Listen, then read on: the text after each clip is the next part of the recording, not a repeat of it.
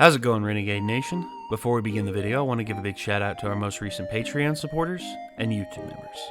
Trent Rajoni 235, Crimson Caption 5, Jade Rasmussen, Dusk Dovahkiin, Noah Morgan, Banana Peel, RF, Ash Lopez, Cold Philly, Kevin J. Coleman, Thomas Beretta, Tommy Hill, Aaron White, Crispy Bacon, Oscar Zephyr, Commander Nom Nom, Sabely, Owen, Zach, Noah Barnhart, Canadian Caesar, Matt Way, JD, Cheese Soda, Omega, Ross Lingard, Rogue Knight, The Tin Man 1996, Thomas A. Beatty, Kendra Maxey, Dr. Pepper 225, Jacob Huffman, The Names Due, Tunnel Rat, Catmere, Benjamin Callahan, Nguyen An Quan, Brony Time, Matthew B., Smooth Weaver, Hemora 13, Pro Tomahawker, Wong Varaya, and as always, I want to give a big shout out to our executive producer, Bevan Brummett. Thank you all very much for your support, and if you want to become a Patreon supporter, feel free to click the link in the description to find out more. We'll see you there. Oh, I hear, commotion. Pardon me while I blow your f***ing head off. Oh, another one. Dude, these executions are the shit. I love these executions so much. Whoa. Bong. Bing bong. Oh. I know, it's been a minute. It's been a few minutes since we've reacted to a Seth Zintok video. And the truth is, there's just been a lot going on, guys. As you all can probably tell, we are a bit sleep deprived and a bit out of whack when it comes to sleep schedules because, well, that's just life. I mean, it was just a bunch of stuff happening over the last few weeks that just completely derailed my sleep schedule and had me on. Things were going so well, and then that had to happen. I mean, that's just how it goes. But either way, though, like we're getting back to watching Seth Zintok now, and there's a few people out there asking us to watch the Vampire the Masquerade Bloodlines review. And talk about an old game, man. I mean, damn, almost 20 years ago. And now people consider it one of the best games ever because, you know, hindsight's always 20/20. You know how it works. They're coming out with a sequel sometime in the Finally, future, yeah.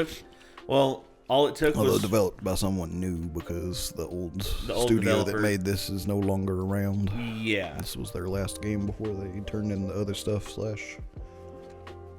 disintegrated. Yeah, well, one of the main things to take away from Vampire the Masquerade Bloodlines is that Tim Kaine, one of the creators of the Fallout franchise, was at the head of this. He was the head of Troika Games, the people who made this game. And not only that, but Tim eventually did go on to he joined up with Obsidian and made the Outer Worlds, and he's again one of the best game developers ever. Pillars of Eternity is a pretty Pillars of Eternity, it's another one that he was responsible for. And it's pretty well liked by those who have played it. Mm-hmm. And I gotta say, I'm excited to see what Seth has to say about Vampire the Masquerade Bloodlines because it's Seth. I mean, that's all we need to know. I mean, I'm worried that he's about to convince me to buy a game that's 20 years old and spend way too much time on it. Just hack the ROM, you'll be fine. This is the kind of game that I always wanted to play this game, and even more so now that I know more about what it is. Like I said, dude, just hack the ROM, you'll be fine. Yeah, but I don't got time for that. Yeah, you do. I got too many other games to play. Okay, fair enough. Anyway, let's go ahead and get into it. This is Vampire the Masquerade Bloodlines Review, Final Nights Edition. Hey people, Seth here. Tonight I'll be covering one of my favorite RPGs, a cult classic that brings you back no matter how many times you finished it. Do you love shopping at Hot Topic? Do you hate natural sunlight? Have you ever wanted to suck off a homeless? If you answered yes to any of those, then I know exactly the game for you. Vampire the Masquerade Bloodlines, released in 2004 by Troika Games. Bloodlines takes place in modern-day LA, but our story story begins in the Old Testament. So, to understand the lore, I'll need you all to whip out your Bibles and flip to Genesis 4. I don't have it. I don't have For it. 2004, those characters don't look half bad. No, it looks pretty damn good. Brothers made offerings to God. Abel offered the Lord some lamb chops. Cain gave him some Weetabix or some shit. Naturally, God liked Abel's offer a lot more. So Cain disabled his brother by murdering him with a fucking rock. God was very unhappy with Cain for killing his brother. Nah, God doesn't give a shit. Cain's crime was murdering his brother and then having the audacity to lie to God. In the Bible, God punishes Cain to wander the earth. In Vampire the Masquerade, God punishes Cain by giving him superpowers. Well, again, the whole the mark of Cain, just doomed to roam the earth forever, never knowing love, never knowing all of these things. But again, in terms of the overall legacy, Cain is immortal, so it could be considered a superpower, but I think it'd be absolute torture to watch everything you know and love and everyone you've ever known and loved die around you, and you can't form anything because eventually it's going to turn to dust. I mean, that's pretty hardcore. Although the thing with Cain being a vampire is kind of but oh well. Cain, for crimes against your creator and your fellow man, I sentence you to immortality. I'm also giving you super speed and super strength. You can also turn invisible.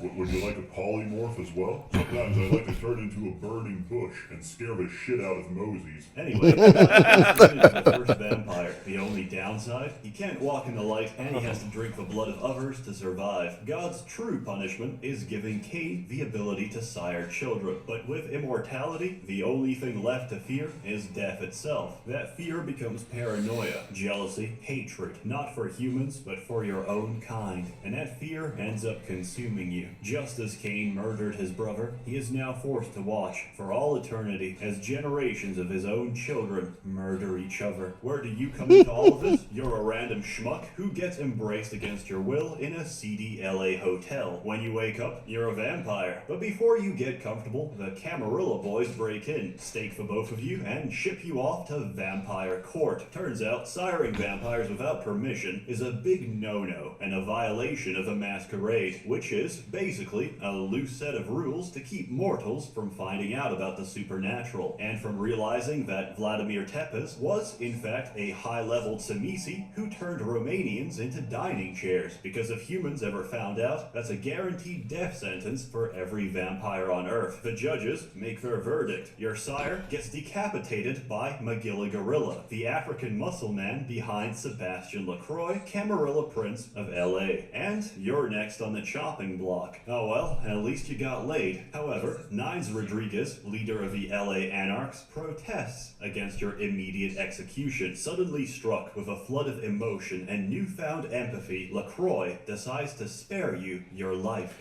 Some say LaCroix's heart grew 3 sizes that day. Oh wait, he doesn't have a heart.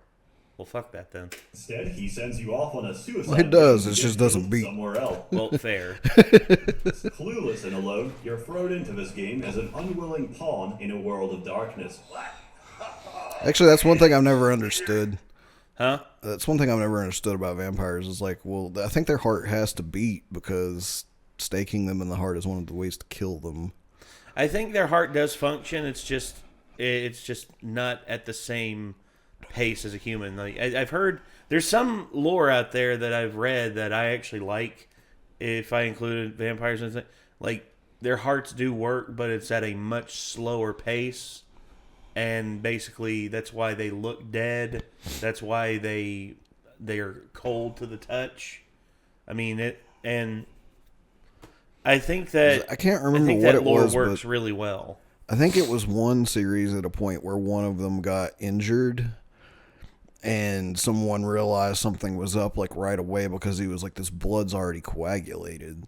So it was basically their heart beats, they can bleed, but the blood that they're pumping through their body is just coagulated blood.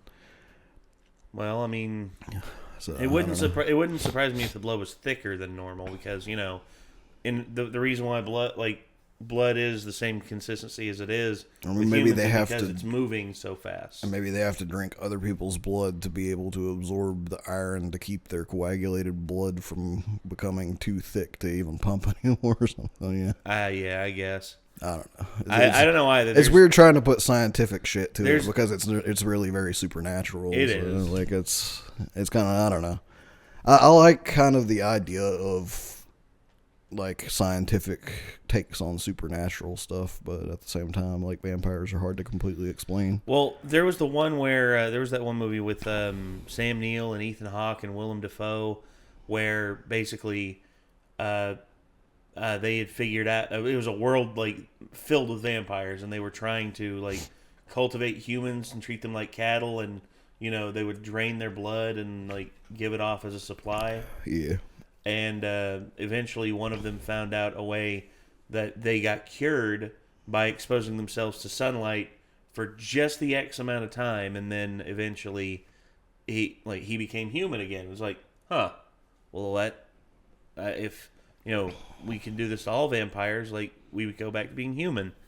And it got really bogged down with like the scientific shit in it instead of just letting the story be told. But I still found it interesting. But again, goddamn Malkavian too. Wow, you really are fucked. That's But John as with DiMaggio. any chess game, if you underestimate the pawn, you've already lost. Survive, understand, and identify the other pieces on your board. Once you do, you'll have to make a choice between being a player and being a pawn. And I should warn you, a pawn is always sacrificed to protect the king. Before you start, you have to pick your clan. There are 7 to choose from. They're generally very interesting and offer unique approaches to the game. Bruja and Gangrels are hobos and furries, respectively. They're very hot-tempered and have poor impulse control. Tremere can do this.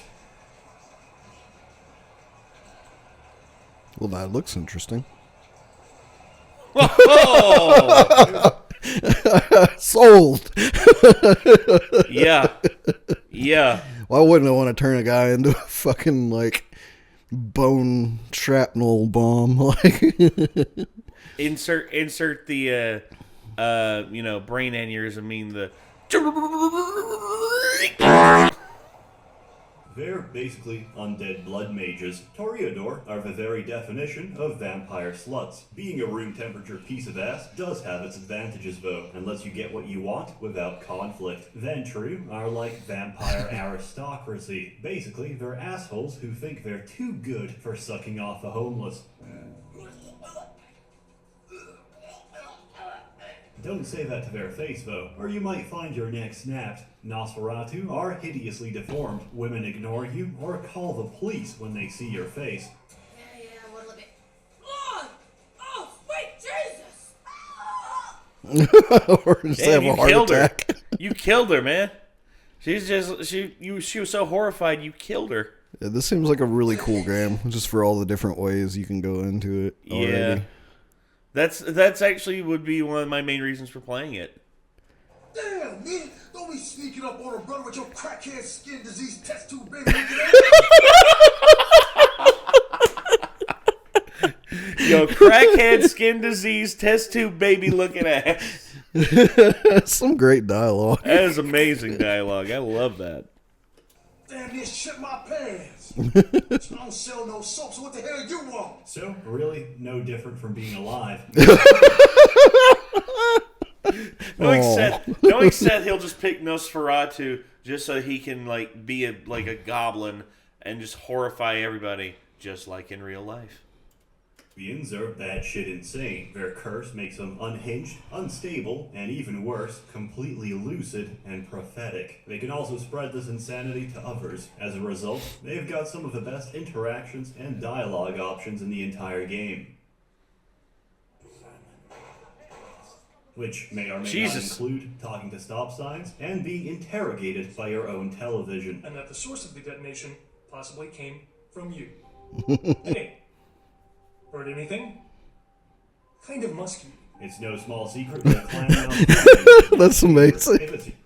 That's a lot of work to put into a game. Like, damn. Well, again, man, just there's the like options. different dialogue options for every class you choose. Like, And Holy it's all crap. voiced, and it's all voiced. Right? That's the craziest part to me. Wow. Yeah, this game must have been ahead of its time. Oh, that's what a lot of people are say about it. It's just of like the depth that you have with this game. I've heard people talk about just like how technologically it's 2004, but mentally it's in like 2025. Dude, you have no idea how many times I walked into old school Walmart before Super Walmart was a thing. Like at the end of its time, probably around, you know. I know I know the one you're talking about. Because I mean, it was It's one with 2004, performances. but like I always saw the cover to Vampire the Masquerade Bloodlines in the PC game section, and like I always debated on asking my mom for that game. And I feel like if I had have gotten that game and my computer had have actually managed to run this back then, this probably would have been like my favorite game ever. Maybe so. Like anytime someone was like, "What's your favorite game of all time?" I'd be like, "Well, I really like Metal Gear Solid, but it'd probably be Vampire the Masquerade Bloodlines." Like, 'cause Yeah. I could only imagine having hold of this game while I was still in high school. I wouldn't shut the fuck up about it. I would have probably been the weird vampire kid in high school too. It's like, why did you become goth? Because I played Vampire the Masquerade Bloodlines. Yeah, Vampire the Masquerade Bloodlines. That's why. And it's like, what's that? Follow me, my child. You show them on the computer. It's like this over and then here. They're addicted. This is Belphegor. His favorite band is Belphegor. This guy right here, his name's Nick. We call him Dark Nick or something like that sometimes, but his favorite game is Vampire the Masquerade Bloodlines, and that's why he's with. Like, it's like the goth kids introducing their posse. Yeah, basically. this is Pestilence. He stinks. Don't stand too close to him. Yeah. This is Nick, but we call him Nick at night. Pestilence just like, hey. Like, hey, I didn't choose my name because that. Like, Oh yeah. This is Nick at night. There you go, Nick at night. Yeah. This is Nick at night. That's my goth name. Yeah, Nick at night. Playing Bloodlines, I recommend playing any clan which isn't Malkavian or Nosferatu. Why? Because the Madness Network isn't random. It's foreshadowing. It's knowledge you know but shouldn't. And all these revelations will go over your head when you can't make sense of it. Also, getting spotted out in the open is an instant masquerade violation for Nosferatus, which could result in your immediate death. It's better for seasoned players who already know who and where everyone and everything is. Also, I hope you like sewers, because you're going to be seeing a lot of sewers in the Nosferatu. Next. Why would I play this old-ass game a second time, Seth? I got a lot of stuff to do. I got a reading to catch up on. Because, you goddamn zoomer, the game isn't very long. Length isn't the point of it. It's the choices you make. And there's a lot of different choices you can take depending on your character, which come back to help or haunt you in the future. It's a very well-contained and believable world that never breaks your suspension of disbelief. You might be turned off by the vampires, and to tell the truth, I was too. So was my mom, and now she's probably finished the game more times than me. Because this game isn't about vampires, the undead, or the supernatural. It's about humans, and regardless of whether they're mortal or damned flesh, they all act, think, and feel human. They've got real fears, hopes, and motivations which drive their character. Every single character, no matter how central or insignificant they are to the plot, are written fantastically well. And that's a big praise you hear for this game. The story and the dialogue, which has some goddamn amazing voice acting. I am the proprietor and salesman of the month several years in a row. The ladies call me, oh God! They call me Fat Larry with a F-A-T, because I know I got a weight problem. I just don't give a fuck. My man! My fucking man! Yes! That's a cool ass dude right there. Fat Larry, baby. My man. Your face is not so lifeless. Your nerves not so deadened that you cannot express. That's Steve Bloom. Tell me, child, is my appearance that frightening? Or is it my knowledge of you that is so unnerving? Welcome to Sang's Herbal Remedies. I am Sang. How may I assist you? Selling remedies is honest work. I came to America after discharge from Chinese Herbal Remedies forces.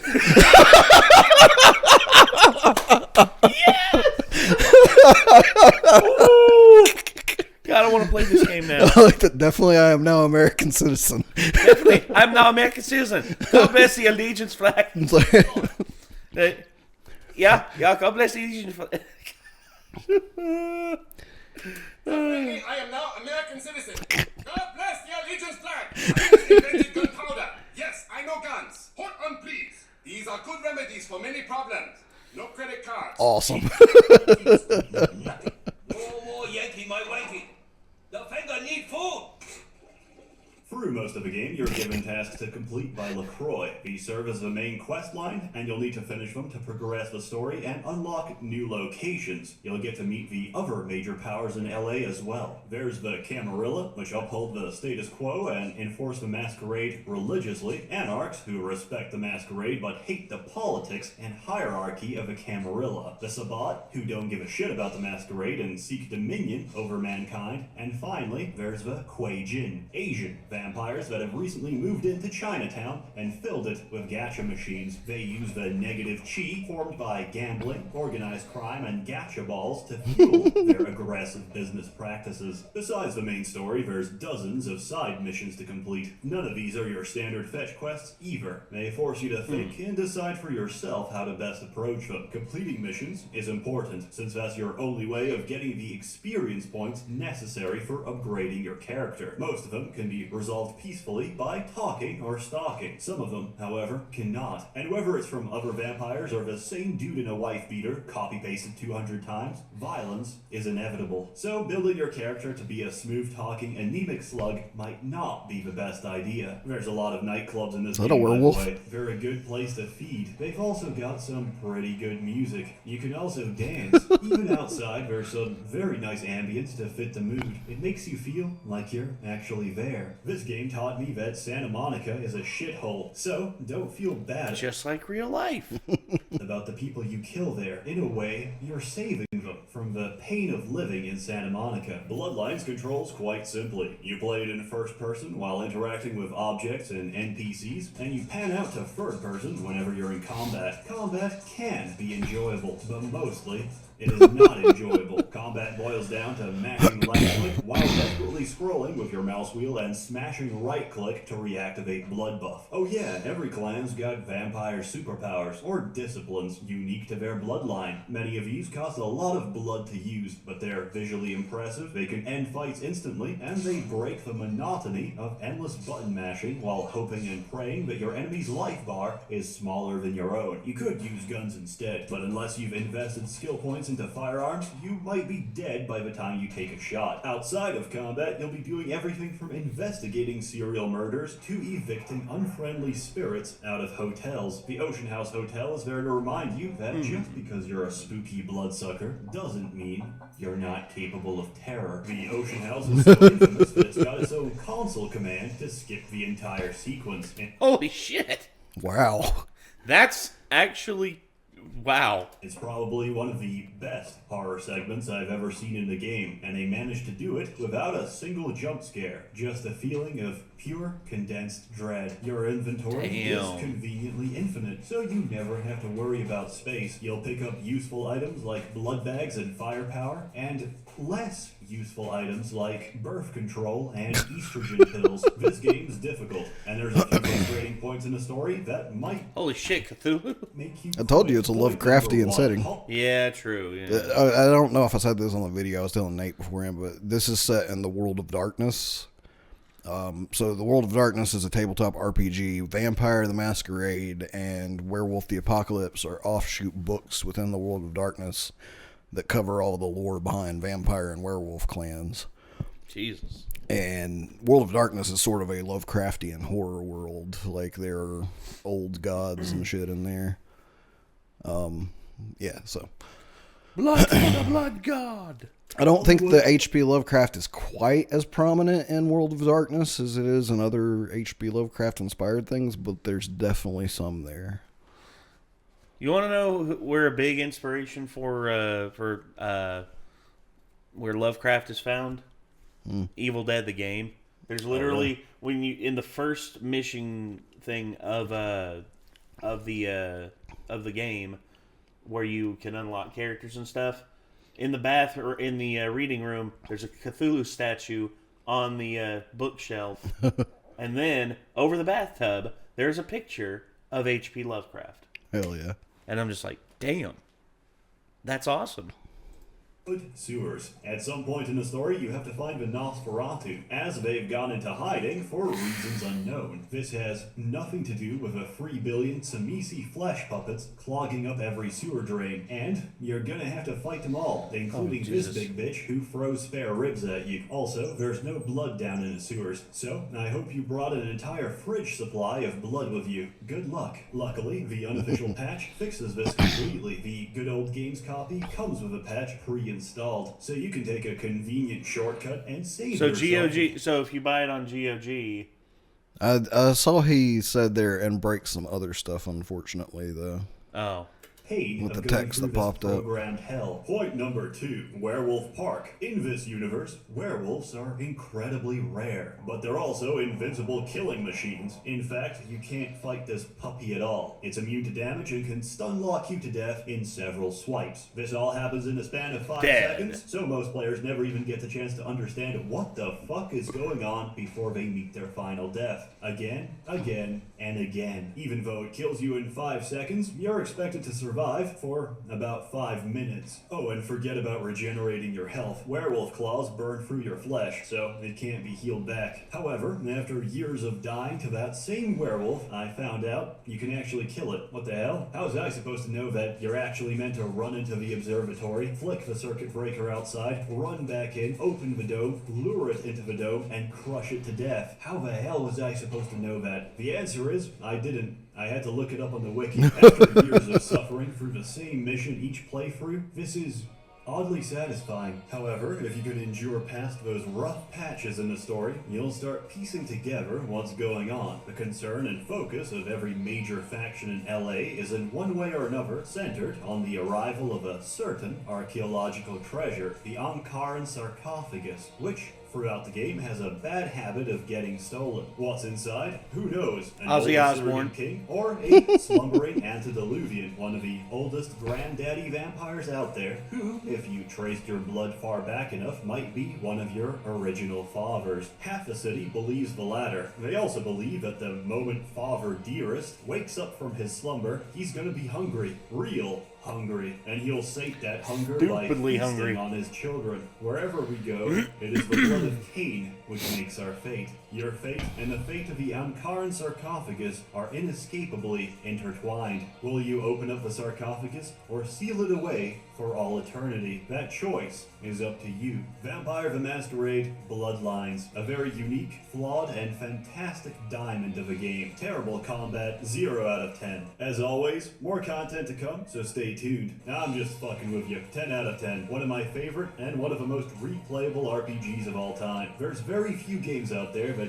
keep pulling you back over and over again and still manage to make each playthrough different, and this is one of them. Go buy it. Go play it. You won't regret it. Get sucked into the atmosphere. Get a craving addiction for it and replay it every few years for the rest of your natural life, because there's nothing quite like it. A warm thanks to the many members of the Merchants Guild, generously funding and bankrolling in loving memory videos. of Troika Games. I saw that.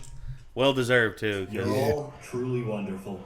Get a visitor at your door next week.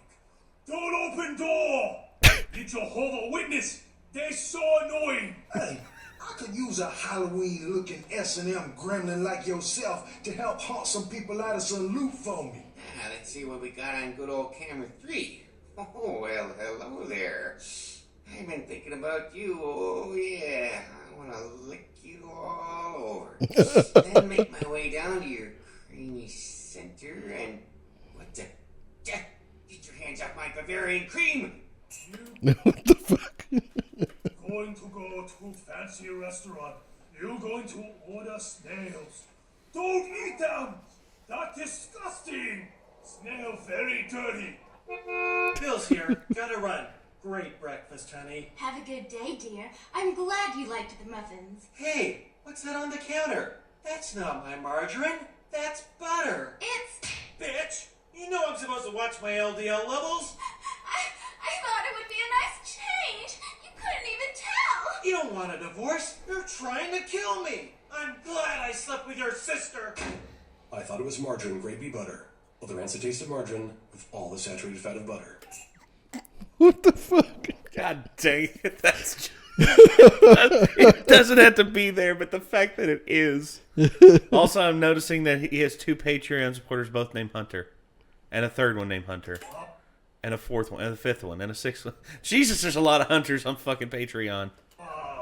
Love will find you next week. Don't stay in love too long. Husband finds you too. Does your penis always seem to be getting in the way? I got the last of the groceries, honey. I just need to close the trunk. Wow! One more day, this birdhouse will be as good as new. Oh! I'm sorry, sir. This dressing room is for women only. You don't have to let this happen to you. Hi, I'm Dr. Fred Tuck. Don't let your penis interfere with the quality of your life anymore. I have performed over 300 sex changes in my career, and not one of my patients has ever asked for their tackle box back. Come to Tuck's Sex Exchange in the next month, and I'll give you a free estimate. Don't let your peace interfere with your peace of mind. Tuck's Sex Exchange, located off Beverly Drive. Next time you get on play. The fact that there's so much shit in the background. What the fuck? Dude. Change seat to exit row. This makes sure you not sit next to big fat ass. Camera 79, nothing. Camera 80, nothing. Camera 81, nothing. Hey, it's me. Hey there, Chuck. Doing a fine job. Keep up the good work, mate. Last year, Democratic candidate Michael Redmond's bought a sports utility vehicle. 3 months later, there were 2 separate incidences of hit and runs by an unidentified SUV in his area. Is Democratic candidate Michael Redmond to blame? Can you afford to take that chance? Can your children? Vote Republican Senator Robert Thorne, a candidate that has never committed vehicular homicide. Democratic candidate Michael Redmond has never publicly stated his opinion on child pornography. Jesus God damn. Is it because he's hiding something? Would you want a child pornographer voting on this nation's laws? Could you trust your children's future to someone like that? Vote Republican Senator Robert Thorne, the candidate that is committed to locking up child pornographers. Democratic candidate Michael Redmond recently sued Senator Robert Thorne for accusing Redmond of being a murderous child pornographer. But Redmond had previously said he was against clogging up courts with frivolous lawsuits. Wouldn't this make him a hypocrite? Would you want a hypocrite as your next congressman? Would you want your children to become hypocrites? Wow. Vote Republican Senator Robert Thorne, a candidate not accused of being a murderous child pornographer. Sorry, this is the only channel you get. Good night, and have a pleasant evening. Alright then. Oops, by the way.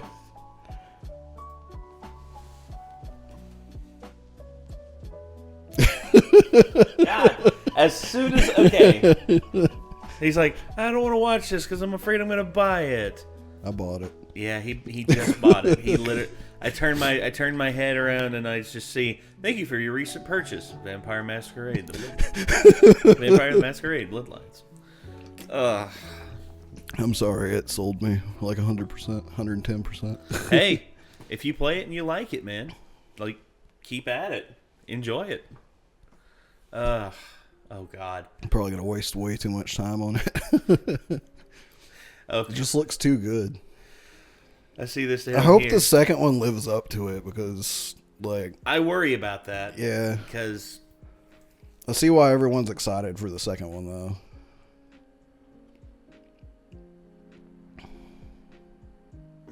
Well, I mean, they got the writers back for the first from the first game. Oh God, nice. Except for her, she's new. Although she,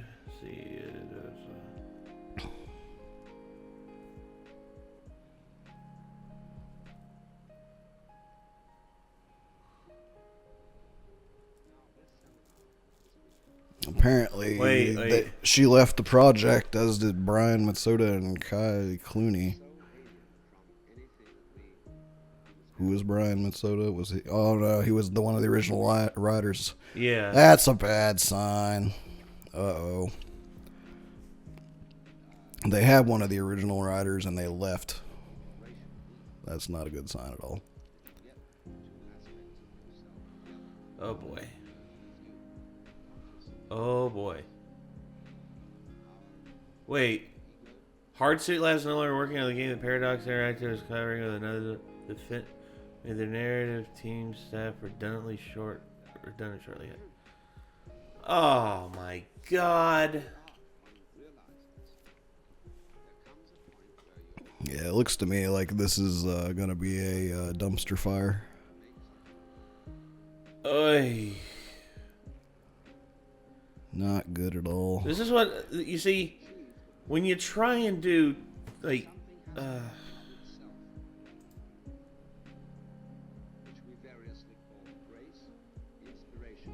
you know, I hate to say it, but I hope it doesn't come out.